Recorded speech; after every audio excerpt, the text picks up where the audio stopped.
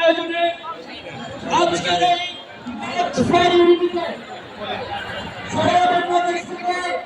আমাদের আপনাদের সবাইকে বৈষম্য বিরোধী ছাত্র আন্দোলনের পক্ষ থেকে শুভেচ্ছা জানাচ্ছি। সাংবাদিক বন্ধুরা উপস্থিত হয়েছেন, মিডিয়া কর্মীরা উপস্থিত হয়েছেন, সবাইকে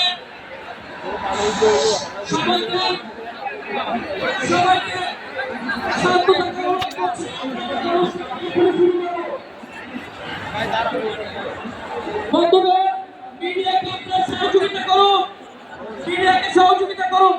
দিল্লি না ঢাকা, ক্ষমতা না জনতা, প্রশ্ন সংগ্রাম করতে মিল না রাজপথ।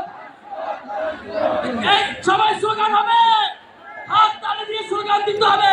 সবাই হাত উঁচু দেখতে চাই, মুষ্টিবদ্ধ হাত দেখতে চাই। করতে মিল না রাজপথ। সাউন্ড কাজে আসতেছে, আরো জোরে বলতে হবে, দিল্লি না ঢাকা। জুলাইয়ের প্রেরণা দিতে হবে ঘোষণা, জুলাইয়ের প্রেরণা দিতে হবে ঘোষণা, জুলাইয়ের প্রেরণা।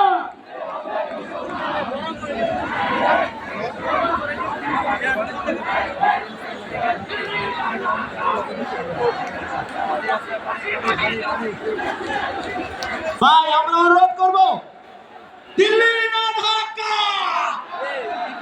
দিল্লি না ঢাকা। খবরদার জনতা আপোষটা সংগ্রাম দাঁড়াইনা রাজপথ। আমরা অনুরোধ করবো আমাদের সাংবাদিক ভাই, আমাদের সামনে এখনো খুনিরা, খুনিদের দোসররা এখন উন্মুক্ত ভাবে চলাফেরা করে। যারা আমাদের ভাইদের হত্যা করেছে, ওই ছাত্রলীগ, যুবলীগ, আওয়ামী লীগের সন্ত্রাসীরা, তারা এখনো বিভিন্ন দিক থেকে আমাদেরকে দেখে আর মুচকি হাসে। এই খুনিদের বিচার হতে হবে কিনা, আমার যারা আহত যোদ্ধা রয়েছে, শহীদ পরিবার রয়েছে, তাদের এই খুনের বিচার হতে হবে কিনা আমরা অবিলম্বে অন্তর্বর্তীকালীন সরকারকে একটি আহ্বান জানাতে চাই।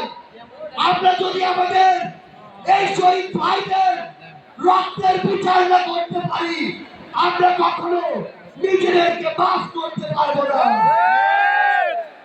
আমরা স্পষ্ট করে একটি কথা বলতে চাই, অন্তর্বর্তীকালীন সরকার এখনো যেই জায়গায় আটকে আছে, আমাদের সিন্ডিকেট গুলো ভাবতে হবে। এখনো কেন আমরা শুনবো এক হাত থেকে আরেক হাতে সিন্ডিকেট দিয়েছে? তাহলে আপনারা আপনাদের জায়গা থেকে কি অ্যাকশন নিচ্ছেন? এক হাত থেকে যদি আরেক হাতে সিন্ডিকেট যায়, তাহলে সেই হাত আপনারা ভেঙে দিচ্ছেন না কেন? আমরা অন্তর্বর্তীকালীন সরকারকে আরেকটি স্পষ্ট আহ্বান জানাতে চাই, সেটি হচ্ছে আমাদের এই বাংলাদেশ সকল দেশের সাথে বন্ধুত্বপূর্ণ পররাষ্ট্র নীতিতে যাবে, কিন্তু সেই বন্ধুত্বপূর্ণ পররাষ্ট্র নীতির সুযোগে কেউ যদি মাথায় উঠে বসে, আমরা তাকে মাথা থেকে মাটিতে ফেলে দিতে বিন্দু করবো না।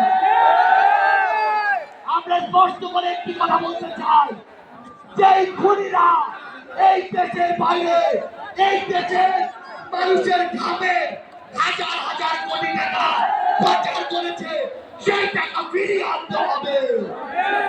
আমরা স্পষ্ট করে বলতে চাই, ওই গোপালগঞ্জে যে খুনির দোসররা এখনো কাস্তি মেরে আছে, তাদেরকে আইনের আওতায় বিচার করতে হবে। গোপালগঞ্জে এখনো কিভাবে আমাদের এই অভ্যুত্থানের যোদ্ধাদের উপরে হামলা হয়, প্রশাসনকে, পুলিশকে স্পষ্ট ভাবে বলতে চাই, পুরো বাংলাদেশে আমাদের এই যোদ্ধাদের বিরোধী আন্দোলনকারীদের নিরাপত্তা যদি না দিতে পারে, তাহলে ওই চেয়ারে কোন আইন শৃঙ্খলা রক্ষাকারী বাহিনীর বসে থাকার কোন অধিকার নেই। আমরা স্পষ্ট করে শুধু একটি কথাই বলতে চাই, আমরা